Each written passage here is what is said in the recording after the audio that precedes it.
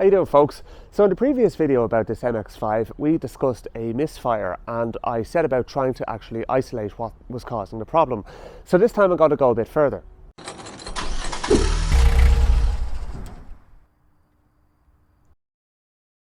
Just to get you up to speed, in the previous video what I did was I replaced the bonding lead on the engine to rule out possible grounding faults, and then we also removed the HT leads off the spark plugs one by one to see which cylinder was most affected by the misfire.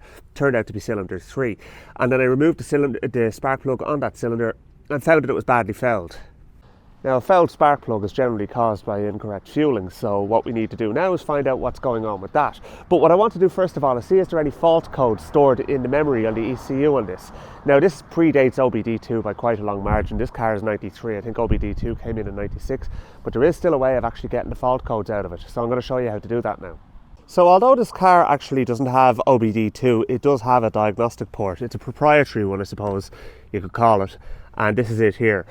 So it's just beside the shock strut on the left hand side of the car, and you'll see inside there's a helpful little legend, and see this one marked 10 and the one marked ground. What we need to do is bridge out these contacts. Now I've made up a little jumper wire here which we can use to do that. Of course you could just use a piece of wire if you weren't bothered making up jumper wires and all that carry on. This can go here and this one can go here.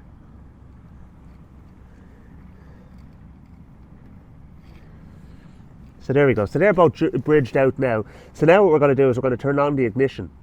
Alright, so now what we're looking for is the engine management light will be down here on the bottom left. And if there's any fault code stored, and I'm hoping there is because it'll give us a pointer as to what we need to be looking for, that light will flash in a sequence and we basically write down the sequence and we can find out what it actually means. So let's turn on the ignition to the on position. We don't start the engine. There's no engine management light coming up on this.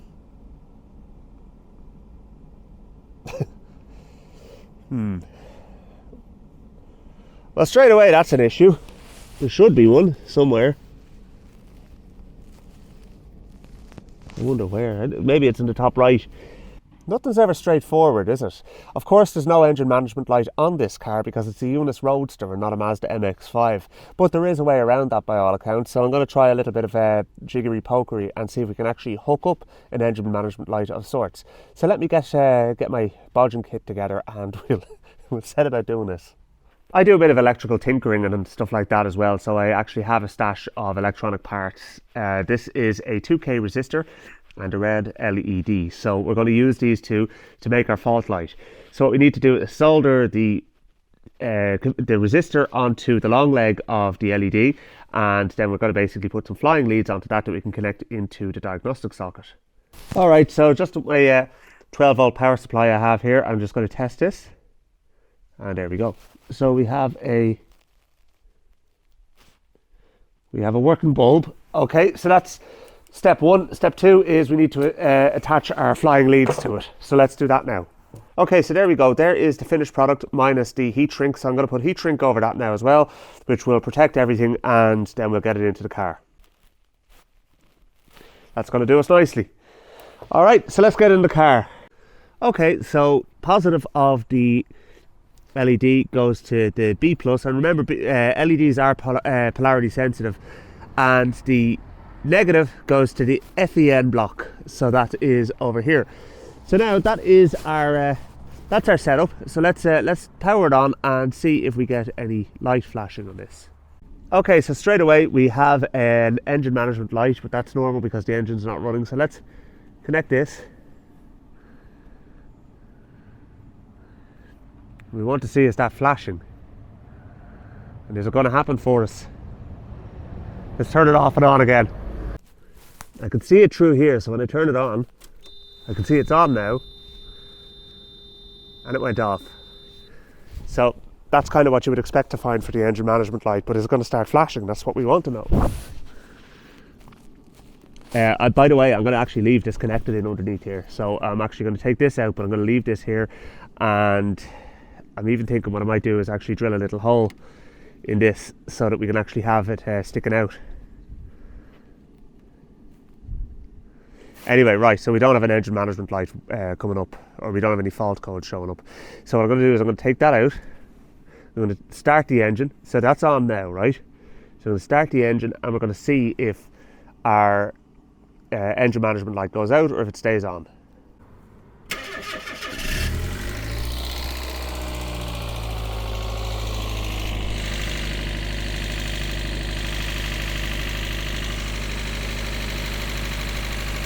What is going on there? Probably water. It's the heat off the manifold actually.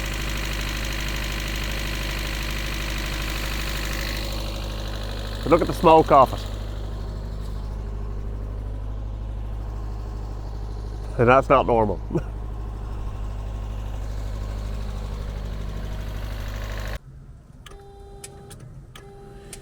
Simple little solution. I think that looks all right there now. Just a pity it doesn't tell us a damn thing, that's the only thing. Anyway, we need to dig a bit further, so.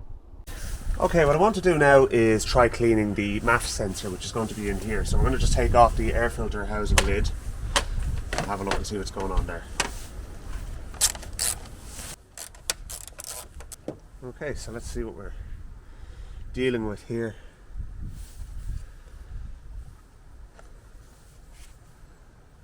But apart from anything else, there's some very dirty looking contacts on that, so that's not going to be helping the matter. But there's like a flap in this one. This is not the typical MAF sensor that uses the heated probe. This is actually a vane type one, so it's a little bit different to what I was even expecting. But if you look in there, you can actually see there's a little vane in there that moves. Nevertheless, we're going to clean it, and I'm going to clean up those electrical connections because they cannot be helping the situation. You'll have to excuse the state of my bench. I really haven't had time to clean it up and I've been kind of busy in the garage. Anyway, I'm going to just use a little Dremel with a soft wire wheel on it just to clean these connections in here, and then we'll give it a spray of electrical contact cleaner, both this and the connection on the car, and hopefully we'll see a difference.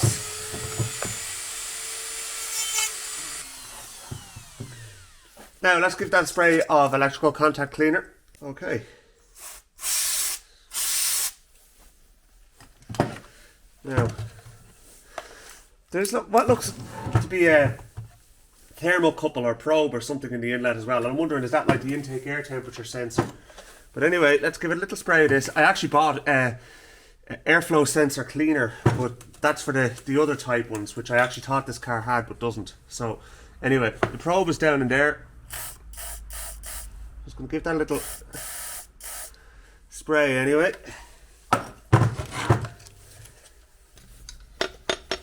The thing is, it's free to move the vane that's in there as well, and that little probe looks clean now as well. So I'm actually gonna refit that. I might just give it a little clean first of all before I do. It's getting dark and I'm working outside, but I'm gonna get this refitted now anyway, and we'll see how much, if any, difference that made. I'm hoping that's got it sorted out though, because that connection was very bad actually. So. If it was simple as that, then brilliant. I'm not overly optimistic though, to tell you the truth. Next thing I'll be doing after this is I have a new Lambda probe ordered, so I'll be fitting that. Regardless of whether or not that is actually a problem, even if this fixes the problem, I'll stick the new Lambda probe in. I got the proper Denso one. Like the other one has been in there 30 years, so I think it's probably time it's been swapped at this stage. Right, now let's see if it makes a difference.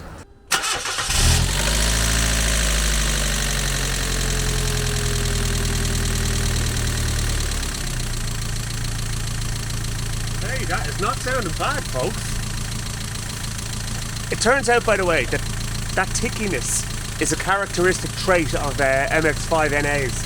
Particularly, it's referred to as the IATA tick in the US, and it's actually just because the valve lifters just tend to get a bit stuck.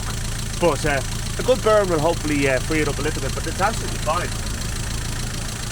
But hey, that's ticking over really well.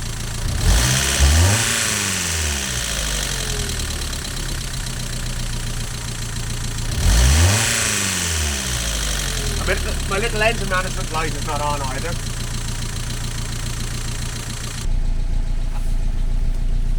Okay, it's not perfect. I do still think that there is an issue there, but I think that that's possibly one of a number of issues we may be having. So the next thing we're going to be doing is I'm going to be changing out that Lambda probe, and then we're going to see how we go and see if it makes any difference. I'll take it for a little burn anyway and see how it feels now anyway. Alright, I know it's a bit dark, but what can I do? Let's go for a bit of a run.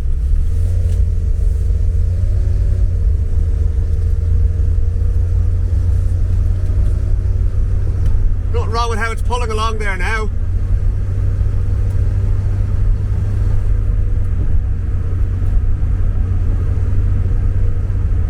Maybe we've got this one sorted. You know what, folks, I'm going to tell you this now. I really do get it about the whole Mazda MX-5 thing. They're great fun to drive. It's a class little car, it really is. Even in automatic flavour, it's still great to drive. It's still great fun. But yeah, it's motoring along fairly well there now. Time will tell when it's cold. I'm gonna have to try it tomorrow because obviously the engine's warmed up now. And but yeah, I think we're getting pretty close to a win on this one. I'll get this back out for a drive tomorrow anyway. I actually have the NCT booked in for it tomorrow evening, so I want to see how it goes before I even get it down to the NCT centre. But I'm cautiously optimistic on that front, to be honest with you. If it does fail in anything, I'd say it'll be something small. Yeah, I mean, the engine sounds to be ticking over all right there. Lambda probe should be arriving in the next day or two, and we'll see if that makes a difference as well. Engine has sufficiently cooled down. New Lambda sensor is installed down there, so let's give it a go now and see if that makes a difference.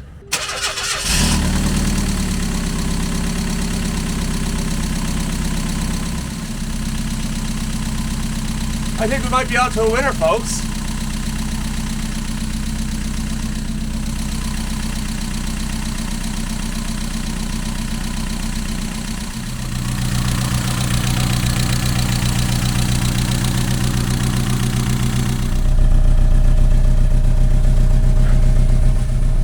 It's still not perfect. There's just a little bit of a miss in it, and I just want to try and get to the bottom of that, because when the engine's cold, that's much more apparent. Alright, so now, pulling the HT leads. Okay. Right, fairly obvious there, right? Not so much on number 3.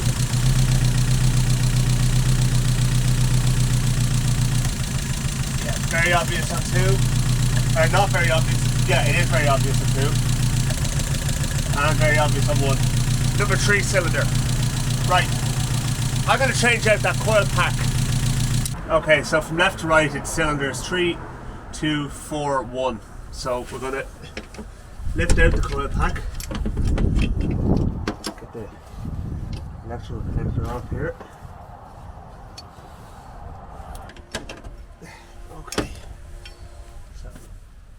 Pull the leads out here.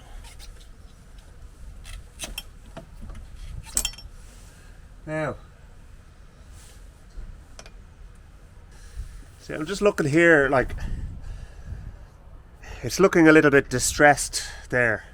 Distressed? Yeah. Dale, this thing looks panic-stricken.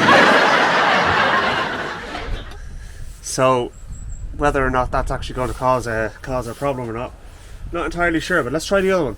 See what happens. Okay, new coil is in, so now let's see.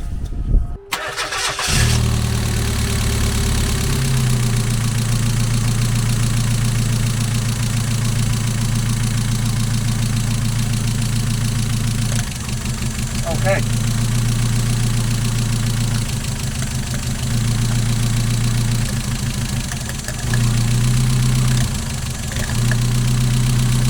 I think that coil pack might have been dead.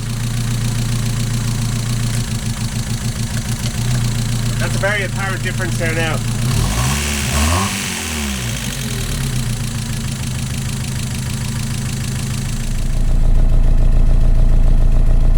Very drivable at this point, but I do think it would benefit from getting the injectors cleaned up on that as well. So what I might do is just pull them out and throw them in the ultrasonic bath and see if that makes a difference for us. How hard can it be to take out the injectors? It doesn't look that difficult at all, so let's get them out and do this. Okay, so the injectors are out of the ultrasonic bath now and cleaned up. One of them was particularly bad, actually, the number 3 injector. It looked fairly crusty on the top, so they've all come up pretty well there now. So hopefully we'll see a little bit of a difference this time. I mean, I don't have a test rig for testing them, obviously. I mean, the best I can do is stick them in the ultrasonic bath. So what I've done is I've sprayed them out as well with this stuff here, which is what I used for the airflow sensor, such as it is on that car. But yeah, take a look at the stuff in the ultrasonic bath now. This is kerosene, and it's fairly murky looking. It's my Wish Special ultrasonic bath. Does the job though, in fairness. But like all of this Chinese rubbish, I always make sure to turn it off before walking away in case it burns the place down. Okay, so cleaned up injectors are refitted. We've got the Lambda probe in, new coil pack, and it's turning into a bit of a triggers brush situation here now. So let's see how we go. Right, hold down, you get, mister. Come on. Now, let's have a look and see how it sounds.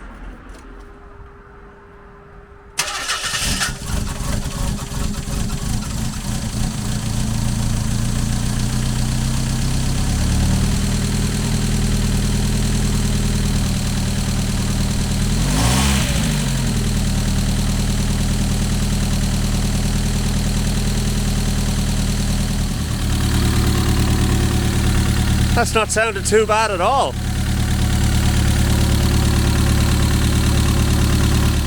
There's maybe a little bit of a mist there, but look at, I think we're just going to have to call it at this.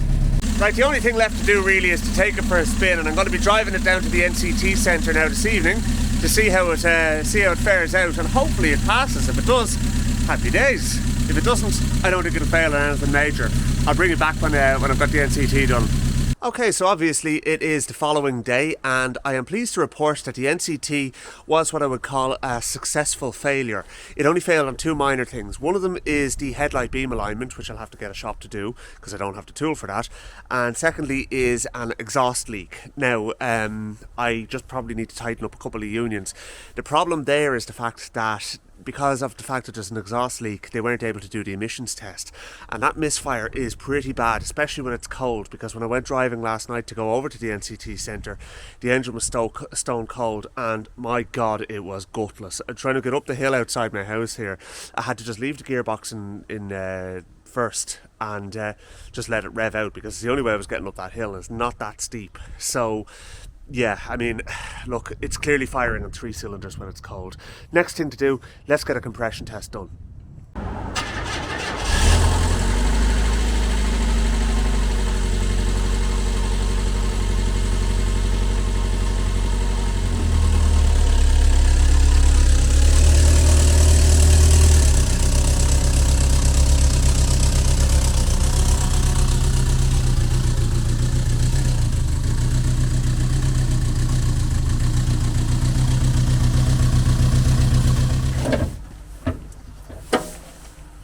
I mean, well, the weather's good, we may as well do it outside.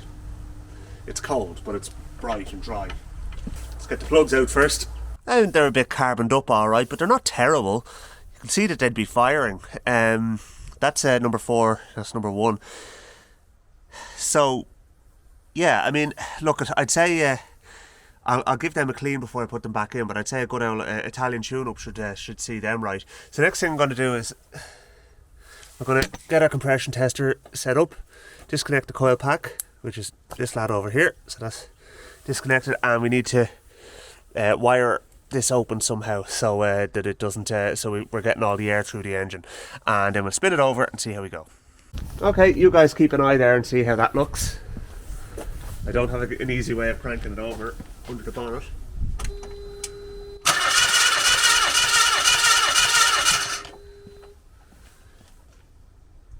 $145. Okay, so there's nothing wrong with that compression on that cylinder anyway. $151, $152. That's good, because that was the cylinder I was actually worried about. So good compression there too.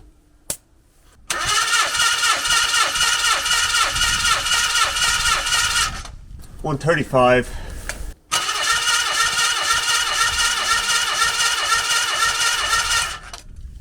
Right, that one's only down at 125, so number 1 cylinder wouldn't be as happy as 2, 3 and 4. So what we can do now is we can put a little bit of oil down the cylinder and see if that compression recovers a bit, and then that'll tell us if it's piston rings. My inclination is that it's a sticking lifter. It's still leaning towards that, to be honest with you. But to be honest with you, it might be a case now at this point in time where we just need to clean up the spark plugs and put them back in, and with all of the other stuff I've done, it might actually come good. So we'll maybe try that first of all before we start fluting around anymore with that. But at least we have a good compression spread across the 4. I mean, look, 125 psi is still not bad as far as compression goes. It's under the rest, and there's less conformity than I would like to see. You know, you kind of want them within 10% of each other, and that's well outside 10%. But I mean, look, it's not pointing at a head gasket failure. The engine's not overheating. There's no signs of anything major wrong with it. It's just the tickiness in that as well is what's leaning me towards a stuck lifter. But I suppose we can take off the rocker cover and have a look and see what the story is there. Alright, just going to put a little bit of oil down the cylinder. See if that makes it. Not going too mad on it. What we want to see is that coming up to around the 145, 150 mark. Well, we actually don't want to see that, because if it is, that could be a stuck piston ring. And I ain't doing anything about that, I can assure you. Not at this point in time anyway. Right, let's spin it over and see what happens.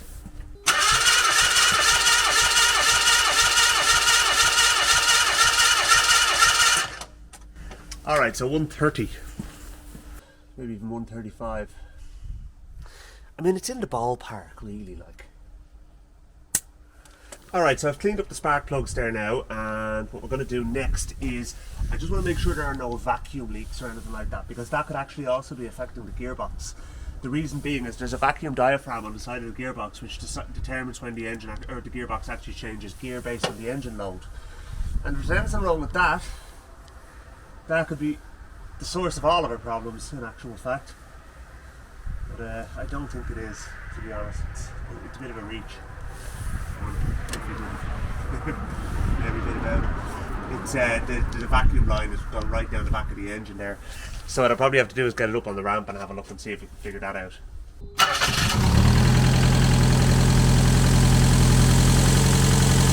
It's going to be smoky. Don't forget I put oil down number 4 cylinder.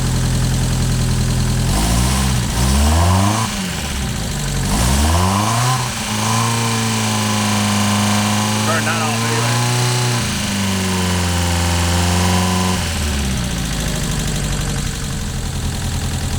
Right, the smoke is clearing there now anyway. Okay, so where I'm at with this now is I've pretty much gone through everything with the fuel injection system and all of that could be potentially causing this. There's nothing majorly untoward in the engine. The only thing I'm thinking is, and I'm still coming back to it, is a stuck valve lifter. And the reason I'm coming back to that is because that is a common problem with these. Now what I'm after doing is putting some of the Lucas oil additive stuff in, so I'm hoping that with a bit of use and a bit of driving, that's going to come free. If not, what I'll do is I'll pull the cam cover off, take the camshafts out, and I'll disassemble the lifters and clean them all up. And that's only one job I need to do. I still need to sort out the gearbox as well, and what I'm going to do is get it up on the ramp and get the few jobs done that I need to do for the NCT. And to be honest with you, with the way the engine's pulling along in when it's warmed up, it's not bad. It really isn't. The only thing that's kind of annoying is the way the gearbox is shifting, so to tell you the truth, that's probably the next thing I'll be sorting out after the exhaust and the headlight beam alignment. We'll see if we can get one of those vacuum solenoids, but that's all for a future video, so I'm going to leave this one here. I hope you enjoyed it, and if you did, please give it the thumbs up and hit the subscribe button before you go, folks. I really do appreciate it, and I'll keep the videos coming anyway, and I'll chat to you soon. Thanks for watching. Of course I was going to give it a wash, folks. Doesn't look too bad, does it?